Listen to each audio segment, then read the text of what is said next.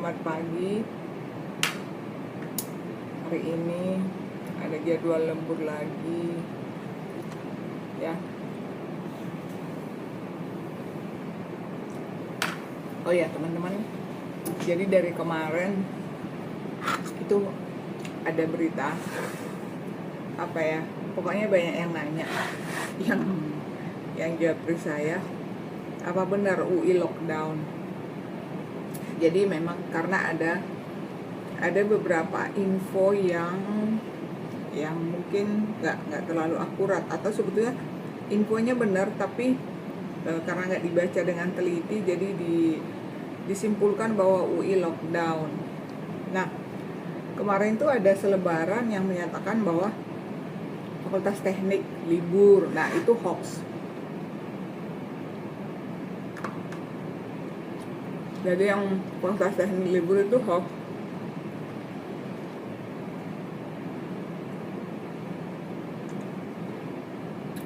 Ini rusaknya. Ini bagus loh kalau di setelah kering dilempar aja katanya di tanah.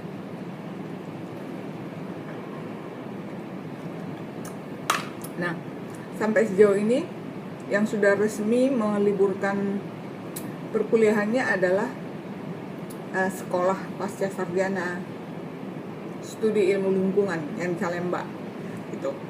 Kalau fakultas lain sih masih. Nah, kemarin terkait surat edaran rektor UI, ada nih ya di sini ya. Surat edaran yang beredar itu, yang ada di Instagramnya UI juga, teman-teman bisa baca. Jadi memang sebetulnya perkuliahan tetap, tapi bentuknya dialihkan menjadi pembelajaran jarak jauh. Jadi e-learning ya gitu. Jadi tatap mukanya yang ditiadakan gitu. Jadi mahasiswa tetap akan mengikuti perkuliahan, cuman bentuknya jarak jauh. Kecuali yang lab, karena memerlukan laboratorium secara fisik ya, labnya ada di UI. Nah, itu mungkin tetap dijalankan, tapi tetap dengan mengikuti prosedur pencegahan penyebaran virus itu gitu loh. Nah, dari kemarin tuh di Instagramnya UI dan perpustakaan, kemudian di ini juga ya, yang WA ke saya juga kemarin tuh yang nanya langsung juga banyak, perpus buka nggak? Ya, kami sampai saat ini sih masih buka. Ini hari Sabtu aja masih buka gitu ya. Jadi kita lihat saja lah, karena di perpustakaan kan kalau saya analisis sih ya, keputusannya rektor UI itu karena yang dihindari kan adalah yang aktivitas yang melibatkan banyak orang atau kerumunan, atau yang ada interaksi tatap muka gitu loh. Tatap muka artinya face to face gitu loh ya. Nah, perkuliahan itu kan seperti itu, jadi dosennya di kelas. Nah, mungkin itu untuk menghindari aja gitu.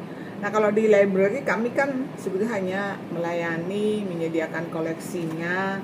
Mahasiswa paling tatap mukanya kan pas minjem aja, itu pun nggak terlalu lama. Jadi sampai sejauh ini perpusnya masih buka ya. Nah, di Instagramnya UI kemarin ada tuh ya, ada pertanyaan-pertanyaan yang menurut saya juga reasoning ada masuk akal sih gitu. Jadi memang di butir kelima, kalau saya lihat surat edaran rektor UI itu butir kelima dan keenamnya agak kontra ya. Ya, di butir kelimanya itu disebutkan nggak jelas ya, saya bacain aja ya, bahwa tetap melaksanakan kegiatan belajar mengajar dengan menerapkan kebijakan sebagai berikut. 51.1 terhitung sejak hari Rabu 18 Maret hingga berakhirnya semester genap tahun ajaran, berarti sampai Juni loh ini, sampai Mei Juni ya, mengubah KBM dalam bentuk kuliah tatap muka menjadi pembelajaran jarak jauh. Jadi berarti nggak akan ada kuliah di kelas kan gitu. Nah, pedoman penyelenggaraan pembelajaran jarak jauh ini menjelaskan secara rinci berbagai bentuk format PJJ yang dapat diterapkan bla bla bla. Kemudian tetap melaksanakan KBM dalam bentuk praktik seperti praktik lingkungan, praktik klinik, praktik industri, dan praktik di beberapa institusi, dengan terlebih dahulu memastikan bahwa tempat-tempat praktik tersebut menerapkan upaya pencegahan penularan infeksi COVID-19. Pimpinan fakultas dan program studi dapat melakukan penjadwalan ulang penyelenggaraan praktik tersebut. Artinya mungkin kalau tidak memungkinkan dilakukan praktik ya bisa jadwal ulang. Lalu menunda dan menjadwal ulang penyelenggaraan KBM dalam bentuk praktik lapangan di masyarakat seperti KKN, praktik belajar, bla bla bla. Nah, di nomor 6 ini yang agak bikin mahasiswa itu bingung dan galau dan menimbulkan persepsi di masyarakat luas. What's happened in UI gitu kan? Karena gini, seiring dengan diimplementasikannya PJJ, pimpinan UI meminta para mahasiswa dan yang menghuni asrama dan rumah-rumah kos di sekitar kampus UI untuk sesegera mungkin kembali pulang ke rumah orang tua dan keluarga masing-masing. Mahasiswa yang oleh karena suatu alasan tidak dapat meninggalkan asrama UI dan rumah kos di sekitar UI diminta untuk melaporkan diri kepada kepala asrama atau manajer kemahasiswaan fakultas dan selanjutnya akan dipantau. Nah, ini menimbulkan banyak tanggapan dari mahasiswa sendiri ya. Misalnya gini nih, ini loh nih, kenapa ada kebijakan disuruh pulang ya? Kalau asimptomatik atau carrier gimana? Apa malah nggak berisiko gitu kan? Kemudian ada tanggapan juga, sejauh ini baru disebarkan surveillance buat yang merasa terkena gejala COVID-19. Semoga bisa dipertimbangkan lagi supaya yang mau pulang bisa dicek kesehatannya terlebih dahulu. Nah, ini yang ketiga ini ada, menurut saya agak masuk akal. Seharusnya instruksi pulang kampung itu jangan sekarang disebarnya. Surveillance-nya kan belum selesai. Lalu udah pada balik semua. Siapa yang menjamin gak menyebar ke daerah-daerah? Maksudnya gini loh. Ini kan di UI lagi dilakukan surveillance. Jadi apakah ada mahasiswa UI atau karyawan atau pokoknya siswa UI yang terdampak lah. Nah, maksudnya kalau sekarang udah disuruh pulang, ternyata nanti dari yang pulang ini sebetulnya dia carrier, jadi ada berpotensi terdampak, kan malah jadi bawa virusnya ke kampungnya gitu. Itu mungkin, nah saya sih itu masuk akal ya, mau pertimbangan itu yang pertama. Nah yang kedua, karena tidak ada aktivitas pembelajaran tatap muka, berarti kan mahasiswa nggak perlu ke kampus.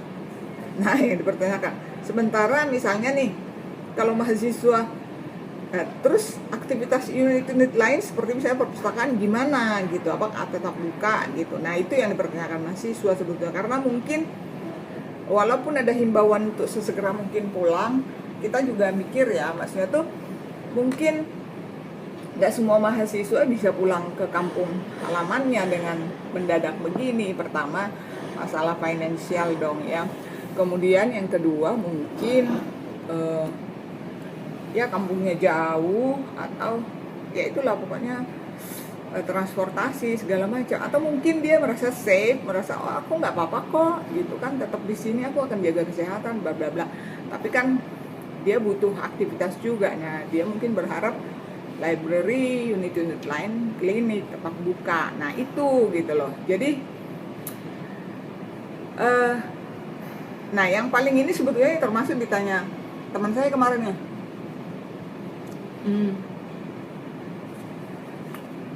dari luar UI ini, kok sampai segitunya ya, jangan-jangan di UI udah ada nih yang corona gitu. Nah sejauh ini sih nggak ada gitu, tapi ya sedang saya pikir sih kalau menurut saya ini pencegahan aja gitu, atau ya kalaupun ada mungkin tidak melaporkan diri atau nggak sadar kalau dirinya terdampak itu gitu loh. Jadi tapi nggak ada salahnya kan berhati-hati mencegah, karena begitu kalau kita lihat kayak kasus-kasus yang awalnya corona ini di Wuhan itu sampai diisolir, sampai jadi kota mati. Lalu sekarang lihat deh video yang beredar tuh, sekarang tuh Italia malah kan, di Italia korban paling banyaknya itu di Italia, sampai Italia itu sampai kayak kota apaan gitu loh. Nah Jadi karena mungkin dulu juga di awal-awal mungkin orang gitu, ntar juga ini gitu. Jadi saya pikir langkah-langkah yang dilakukan oleh para pimpinan kampus, karena gak hanya UI loh, kalau yang saya tahu tuh universitas swasta di Jakarta juga banyak yang itu melakukan hal yang serupa, karena pasti pertimbangannya juga udah seperti itulah. Nah, so far sih, jadi buat teman-teman, kami tetap buka, perpustakaan kami tetap buka. Hari ini malah Sabtu, ini malah masih lembur gitu ya. Jadi mahasiswa ini juga yang mau ke perpus silahkan gitu ya. Ya kita lihatlah apakah besok-besok masih akan tetap buka dan seterusnya gitu. Nah, dari perpustakaan sendiri apa yang kami lakukan untuk, karena sebagai sumber informasi kita tentunya teman-teman khususnya Pak UI, jadi kita menyediakan kita publish dokumen-dokumen yang tercetaknya yang terkait dengan corona, ketentuan UI, induksi segala macam itu ada di lobi depan. Kemudian teman-teman kalau mau butuh literatur yang ilmiah ya terkait dengan virus corona ini. Nah, kita kan melanggan banyak sekali online database jurnal ya. Mahasiswa UI tentu tahu ini. Nah, untuk saat ini semua dokumen yang terkait corona, khususnya e-books dari ProQuest itu dibuka artinya tidak seperti ketentuan biasa, misalnya kalau unduh per chapter atau tidak dibolehkan unduh total gitu. Jadi Anda bisa lihat di sini di lib UI.ac.id, kemudian nggak kelihatan ya, sorry nih, saya lagi di tempat yang nggak terlalu ini. Lib UI.ac.id nanti kan ada tuh e-books, lalu pilih yang e-library ya. Nah, nanti kalau Anda klik e-library, kemudian ketik corona ya, itu nanti semua e-booksnya otomatis bisa diunduh dan udah ada dua optionnya, bisa diunduh dalam bentuk PDF atau EPUB. Nah, normalnya nggak kayak gitu. Normalnya biasanya hanya bisa unduh full text itu, jadi kayak minjem. Jadi tidak, filenya juga tidak dalam bentuk PDF. Per chapter juga bisa ada batasannya. Jadi itu ada sekitar 600-an. Jadi silahkan dimanfaatkan. Nah, kemudian kita juga di setiap pertemuan-pertemuan dengan mahasiswa, kelas-kelas IL, itu sebelum kelas IL kita putar video dulu yang dipublish oleh UI untuk mengedukasi tentang pencegahan dan penyebaran virus corona. Itu yang bisa kita lakukan ya. Saya percaya teman-teman di perpustakaan lain juga melakukan hal yang sama, karena fungsi kita sebagai library mestinya sih begitu. Nah begitu teman-teman, stay healthy, gak usah panik, karena panik itu justru menurunkan kekebalan tubuh. Anda kalau dalam kondisi panik, kekebalan tubuh Anda, stamina Anda akan berpengaruh. Jadi ya tetap hidup sehat aja, kemudian rajin-rajin cuci tangan, makan makanan sehat, rajin olahraga, ya berdoa iyalah gitu ya. Tapi maksudnya ini kan seperti menyerang semua negara gitu ya. Jadi ya berdoa itu ya fungsinya sebenarnya untuk kita yakin, kita dilindungi, kita percaya bahwa apa yang kita lakukan akan diberkati Tuhan dan seperti itu. Oke, saya lanjut dulu ya. Ini sesak saya masih banyak loh segini.